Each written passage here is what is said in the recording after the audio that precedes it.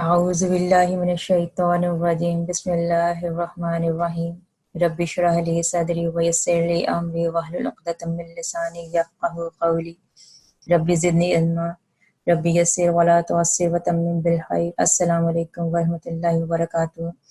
آج ہم لوگ اپنا سبق نمبر 2 شروع کرتے ہیں۔ سب سے پہلے جو ہم لوگوں نے لیسن نمبر 1 میں ہم لوگوں نے پڑھا، اس میں تھوڑا سا آپ کو بتا دیتی ہوں۔ ہم لوگوں نے بنیادی حروف تہجی دیکھے، حروف الہجا دیکھے، اس کے بعد ہم لوگوں نے بنیادی حرکات اس میں سے دیکھیں، بنیادی علامات دیکھیں، پھر ہم لوگوں نے پڑھا کہ الف اور حمزہ میں کیا فرق ہوتا ہے۔ تو آج ہم لوگ اپنا سبق نمبر جو 2 ہے وہ شروع کرتے ہیں۔ سبق نمبر 2 میں ہم لوگ دیکھیں گے کلمہ۔ کلمہ کیا ہوتا ہے؟ سب سے پہلے میں آپ کو بتا دوں الفاظ کیا ہوتے ہیں۔ بیسیکلی جو لفظ کا میننگ ہوتا ہے، لفظ اس کا مطلب ہوتا ہے پھینکنا۔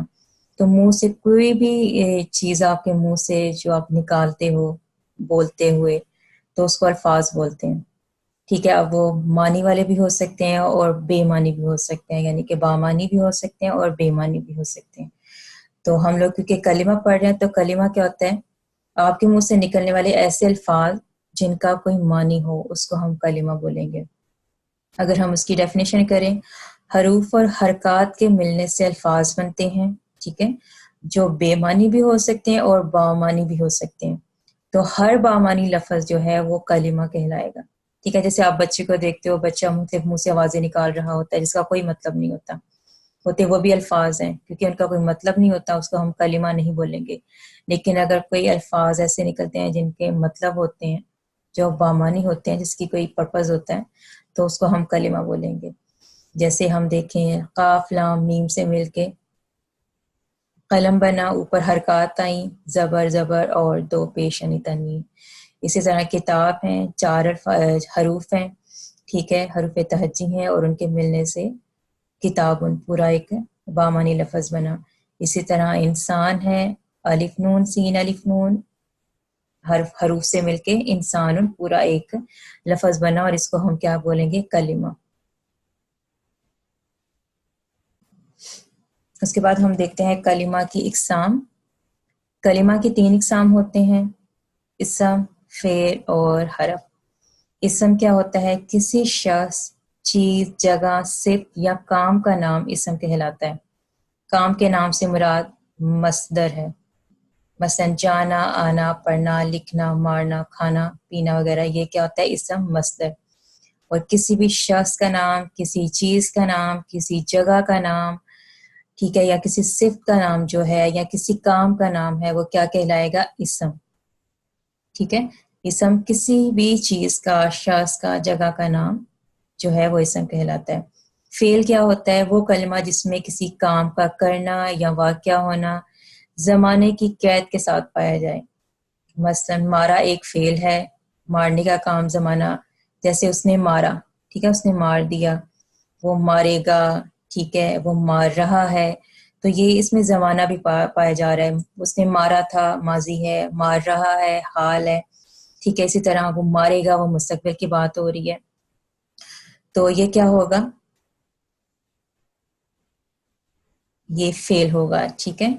اور اگر جیسے ہم لوگ پڑھے تھے کہ اسم مصدر بھی ہم لوگوں نے ایک چیز پڑھی کہ فعل کا نام، یعنی کسی کام کا نام جو ہے وہ اسم مصدر کہلاتا ہے، اس میں کوئی زمانے کی قید نہیں ہوتی۔ جیسے آنا، جانا، پڑھنا، یہ ان کے نام ہے، فعل کے نام ہے، ٹھیک ہے، تو اس میں کوئی زمانے کی قید نہیں ہے، تو یہ فعل کی کیٹیگری میں نہیں آئے گا۔ فعل کے نام کو ہم اسم مصدر بولتے ہیں۔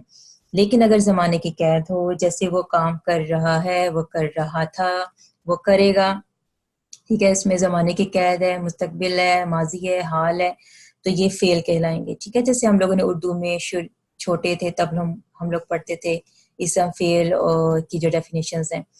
اسی طرح حرف دیکھیں، وہ کلمہ جس کے معنی تو ہوتے ہیں، تو کوئی نہ کوئی اس کا میننگ ہوتا ہے، لیکن جب تک وہ کسی فعل یا اسم کے ساتھ استعمال نہ ہو، اس کا ہمیں مطلب سمجھ میں نہیں آتا۔